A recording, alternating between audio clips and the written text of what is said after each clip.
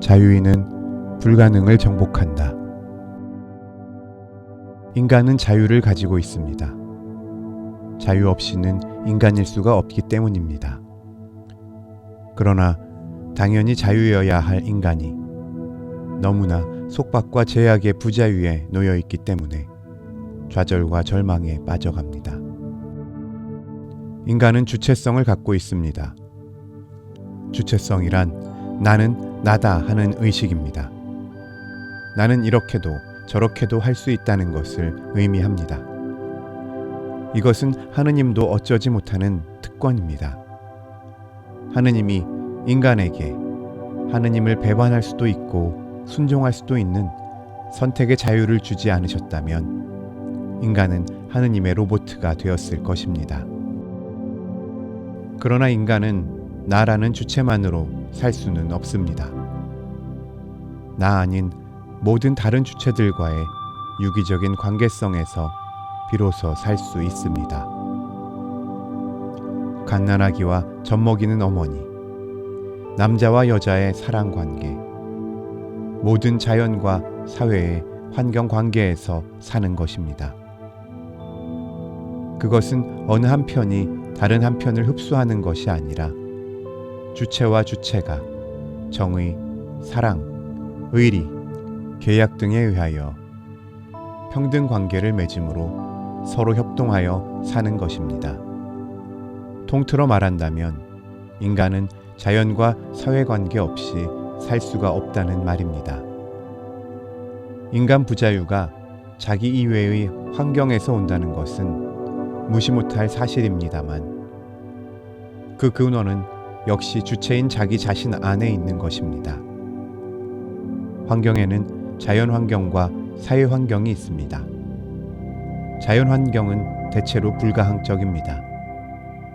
북극의 추움, 적도의 뜨거움, 질병과 사망, 이런 것들이 인간의 과학적 노력으로 어느 정도 극복되기는 합니다만 완전히 극복되지는 않습니다. 사회 환경도 거의 불가항적입니다. 우리가 외톨이로 살 수가 없으니 가정을 이룹니다. 나라를 세웁니다.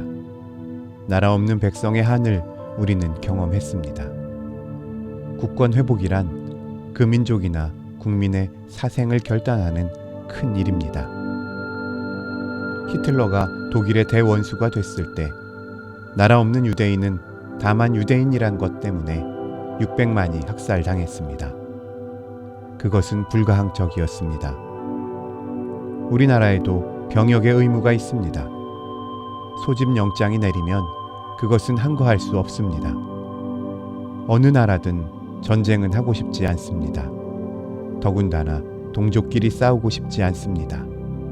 그러나 김일성이 쳐내려오면 방어전이 없을 수 없습니다.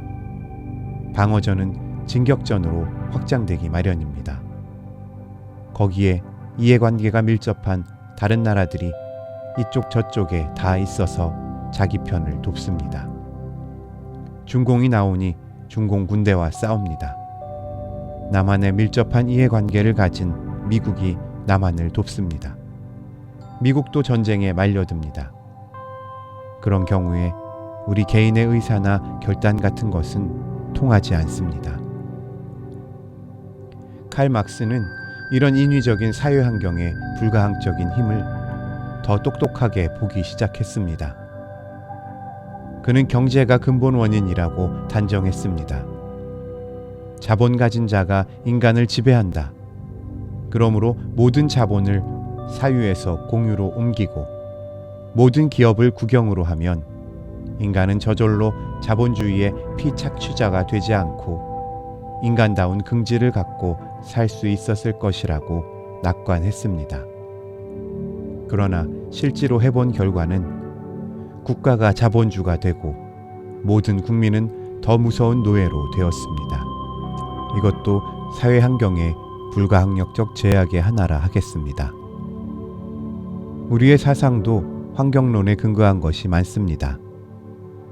사람이 제 아무리 신령하다 해도 사흘 굶으면 도적마음이 생긴다는 데서 유물론이 됩니다.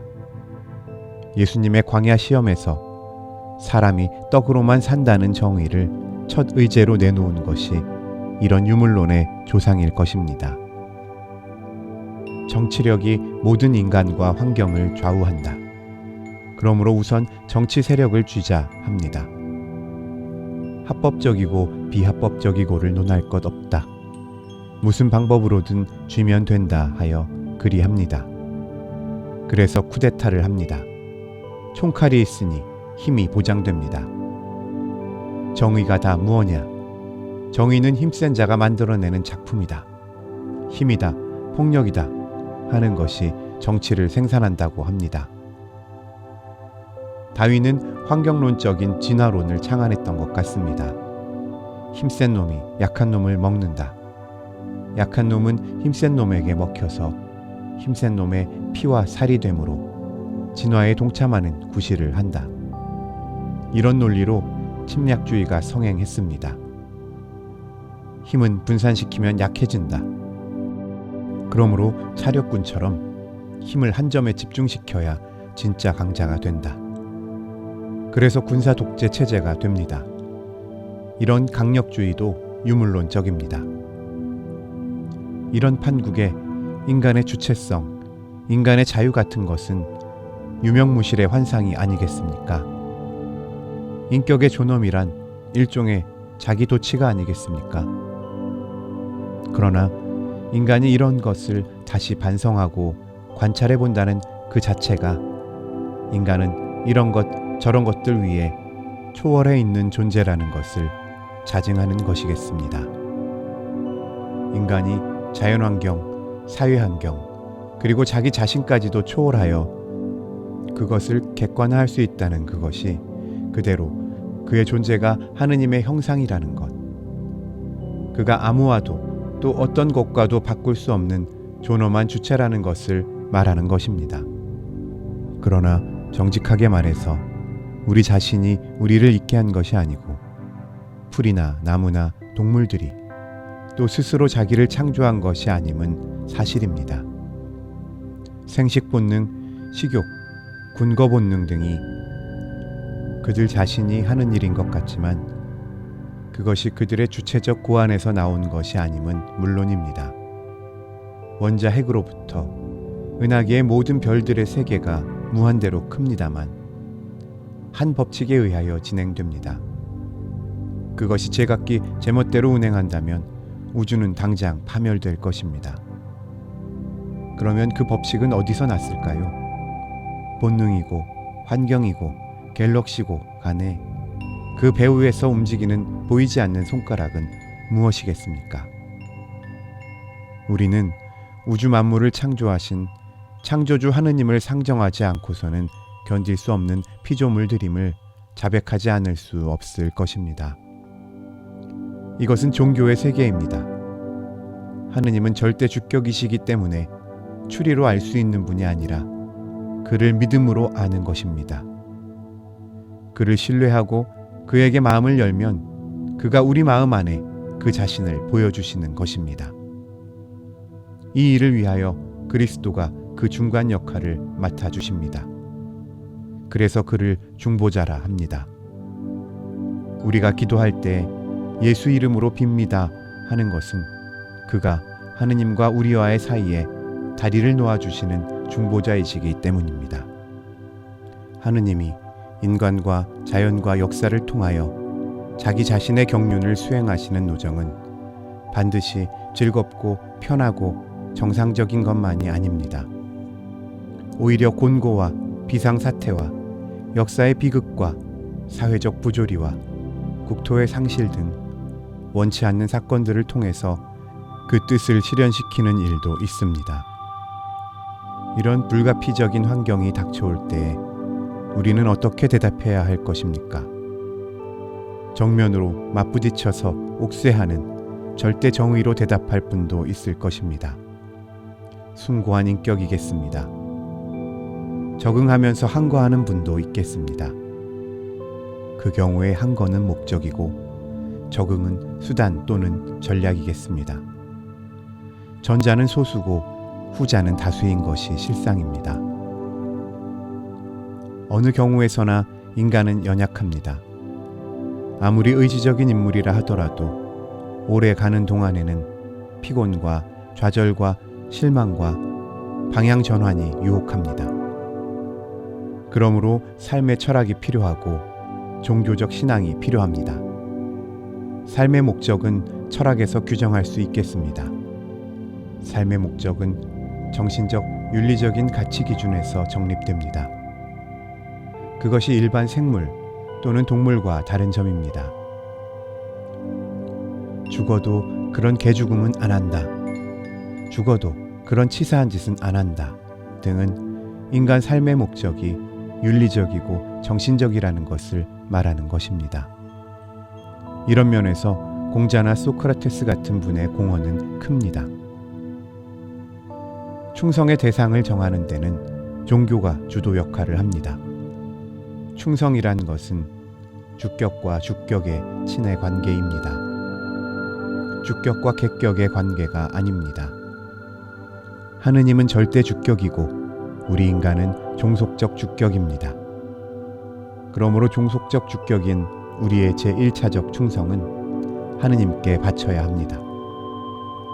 제2차적인 충성은 국가, 가정, 사회기관, 직장, 넓게는 세계 평화 등에 바칠 것입니다.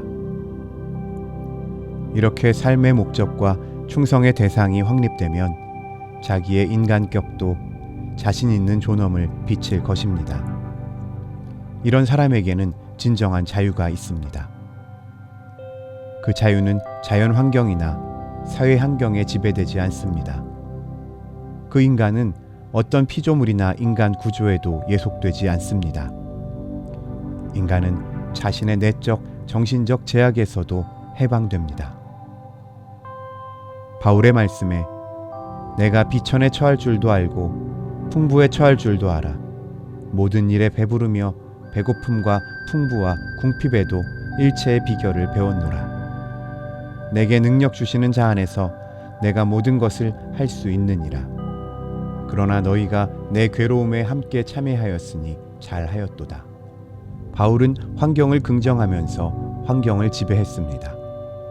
그것은 그의 삶의 목적과 충성의 대상이 확정되어 있었기 때문입니다.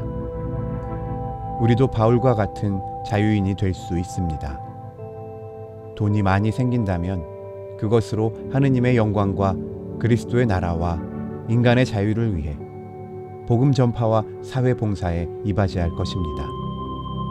빈곤하면 무일푼의 수도성자 성 프랜시스처럼 공의 세계에서 일어나는 사랑의 회오릿바람을 타고 방랑하며 기쁜 소식을 전하고 온갖 피조물을 사랑할 것입니다.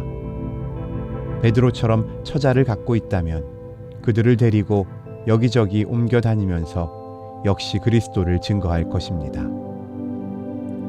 내게 권세가 주어진다면 하늘의 지혜대로 그 권력을 선한 데 쓰고 이 세상 나라가 하느님과 그리스도의 나라로 변질할 때까지 그 나라를 하늘나라의 모형에 맞추어 세워가고 운영해 갈 것입니다.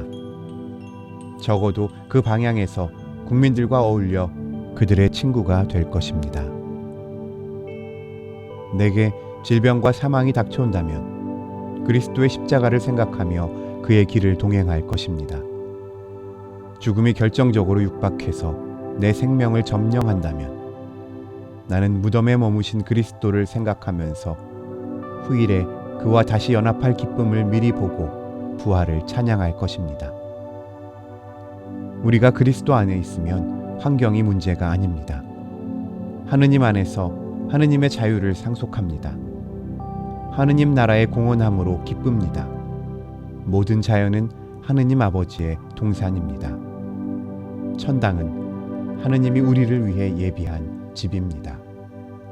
나면서부터의 인간은 자연에게 제약되고 사회와 국가의 압력에 종같이 눌리고 자기 자신의 연약한 주체성 때문에 원하는 선은 하지 못하고 원치 않는 악은 행하게 되는 자신 안에 이율배반에 고민했었습니다.